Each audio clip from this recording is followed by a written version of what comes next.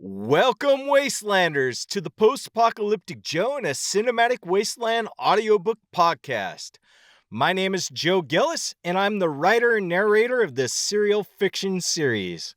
Today, we're jumping into Chapter 2. But there will be a new chapter every Friday, so be sure to subscribe. One last thing before we jump into it. If you stay until the very end, you'll get a peek behind the page with a quick tidbit about this chapter. Now, the story so far. Joe found himself in the middle of a nuclear apocalypse caused by AI robots. He has a plan to wipe out Earth's robotic overlords by using a virus. But first, he and his friend Sanjay have to survive the journey. And that's where things were looking grim as they raced towards a wall of drones blocking the road in front of them. Now let's go ahead and jump right in that chapter. Chapter 2. There we were, staring down dozens of drones blocking every drivable spot across the road. It looked like there was nowhere to go but through them. Oh man, things are not looking good for us. I murmured as Sanjay maneuvered between the cars that littered the road. But then I saw a way out. Do you see that? I do! Now hold on tight! Sanjay weaved to the left where there was a bunch of wreckage that made something that looked like a makeshift launch ramp. And that's exactly how he used it. The drones opened up fire on us as we launched over them like we were in the General Lee. Sanjay must have been thinking the same thing because he hit the horn and the Dixie melody from the Dukes of Hazzards blared out as we shot over them. And just like the Dukes, we hit the ground and kept on moving. You cut that pretty close there, Hoss, I said with a southern accent. He smiled.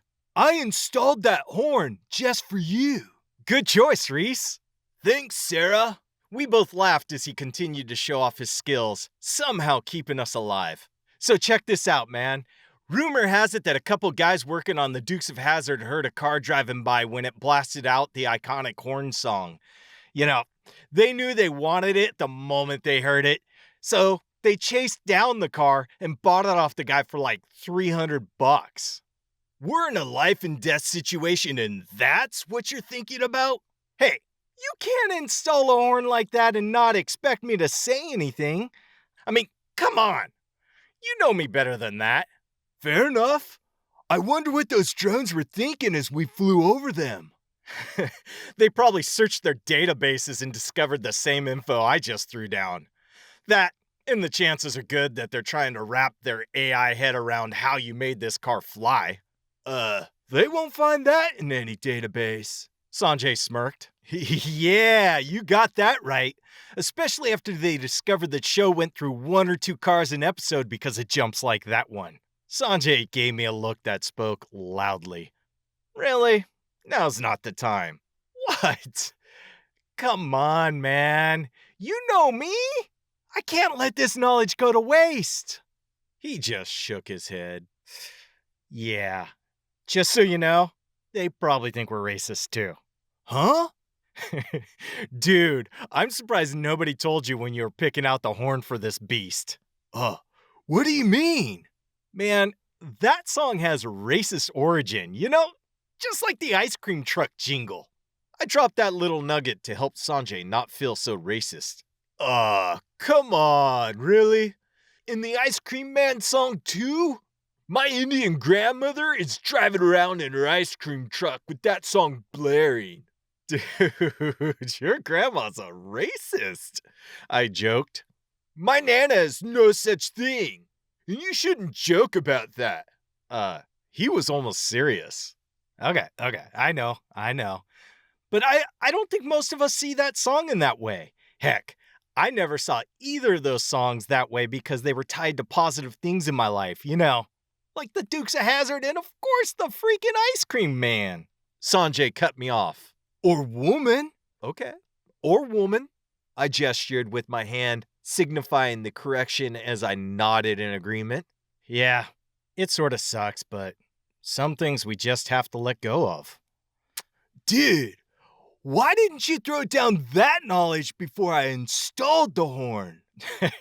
Hey, at least you didn't paint a Confederate flag on the roof, you know? I laughed. Dude, come on, give me some credit. He rolled his eyes.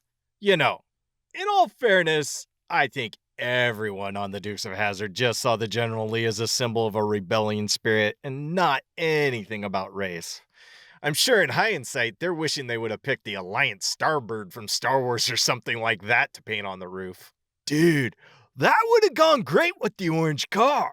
Yeah, Sanjay was finally caught up in my madness. Exactly! And how cool would it have sounded with the Rebel Alliance fanfare blasting as you were flying through the air in the Red One? Wouldn't it be Orange One? No way! Luke was the leader of the Red Squadron, and there was a Luke in the Dukes of Hazzard. So, I'm sticking with Red One. Dude, how do you even think of this stuff while we're in the middle of trying to fight for our lives? Man, this stuff just comes to me without even thinking about it. I shrugged. You have one strange mind there, Joe. Yeah, but it's gotten me this far. Speaking of which, there's the town, which is, of course. He then finished what I was about to say. Overrun by robots. We both could see that not only were there drones patrolling the skies, but there were tanks guarding the streets, not to mention the humanoid tin cans policing the streets with them. I knew this was definitely going to pose some problems. I don't think we're going to last long driving on the streets. Any ideas? I searched around and spotted one. I say we drive into that cornfield and park. I think we have a better chance if we head into town on foot. Agreed. He did just that, and we found ourselves wandering through the cornfield. It wasn't built as a labyrinth of any kind, but that's how it feels when you're stuck in a space with tall stalks of corn encircling you while trying to find your way out. Even though the corn husk should have provided us with good cover, we both continued to crouch down as we traveled toward the town. I guess our bodies instinctively knew it was better to be on the safe side, not to mention we had no weapons to defend ourselves. Once we reached the edge of the cornfield, we stopped to assess our options, keeping our voices down to a whisper. Hey, I can see the gun store from here. I pointed to the store that had a convenient alcove that would provide a slight hiding spot once we got there. But there's a whole lot of tin cans circling around. Yes, but they're basically computer programming that can learn, right? I could see the hamster wheel turning in Sanjay's mind. Yeah, maybe there's a pattern to the patrol. And if nobody has tried to do what we're doing, they haven't used their AI to adapt to what we're about to do. Sanjay had a point. I don't think we have any other options, so I hope you're right. Sanjay was onto something. As we watched, a pattern emerged. You see that? He asked. Yep, we have 8 seconds to get behind that car. Hold there for a 5 count. Then we have 9 seconds to make our way behind the van near the gun shop. Hold for 3, and then the store. Boy, was this going to be close. Dude, what if it's locked? We only have 7 seconds to get from behind the van and be in the store. Sanjay figured. Come on. Why do you even have to throw that out into the universe if it's unlocked? Really? Hey, I'm a numbers guy, and the odds are very good that it's locked. What if we blow something up to create a distraction? I think you've watched too many movies, Joe. You say it like it's a bad thing. Think about it. That would buy us time to get in. However, it would hurt our odds of getting out alive. I'd like to make it out alive. Me too. Well, Sanjay, my friend, I said as I patted him on the back. You know, I guess I'm glad we're both on the same page there. For sure. What about breaking the window? Even if they didn't hear it, I'm sure their programming would notice an anomaly like a missing window. And thus, they would find us, well, we're still in the store. I knew Sanjay was right. You have no good news for me, do you? I came up with the whole pattern idea, so I'd say my batting average is a little higher than yours. He smiled. And you did jump a bunch of drones in a pretty epic way. Okay, What if one of us heads to the gun store and the other takes the car and creates a distraction? That seems like a bad idea for the guy who has to drive, which I presume is me since I'm a pretty amazing driver. He said that last part with a massive grin on his face.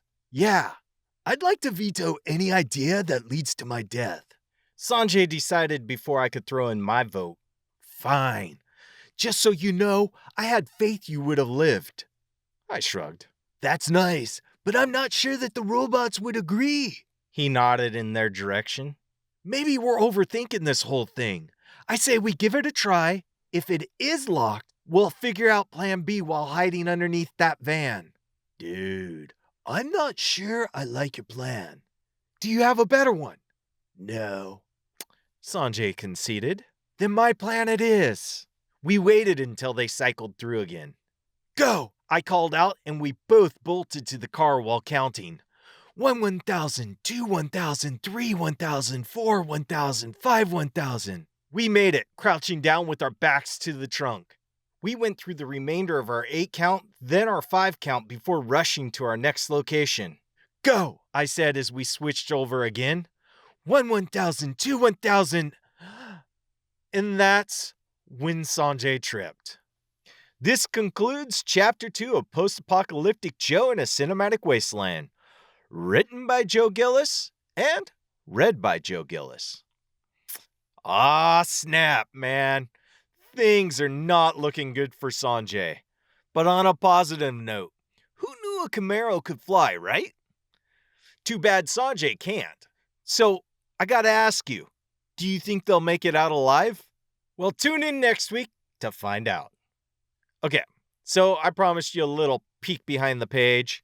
I'm going to let you in on a little secret. There's another punk reference in this one hidden away. They only have 7 seconds to get from behind the van and inside the store. Did you catch that? 7 seconds. Well, I'm a big fan of the punk band 7 Seconds, so I made a point to have that be one of the time frames. That's right, Kevin, eat your heart out. And no, I'm not going to retire that saying, even though I do agree with Sanjay. It is a little gross. If you enjoyed what you heard, hit subscribe to continue to get a new chapter every week. Want to get new chapters early? Well, join Joe's post-apocalyptic army at cinematicwasteland.com and get up to 4 weeks early with a membership. Man, there is even a free level that gives you access to the podcast or web novel 1 week early. Join me every Friday for a new chapter of Post-Apocalyptic Joe in a Cinematic Wasteland. Thanks for joining me on this crazy journey. See you on the flip side. Post-Apocalyptic Joe in a Cinematic Wasteland, copyright 2023, Joe Gillis, all rights reserved. This is a Joe Wagi production and is distributed by Slacker Entertainment.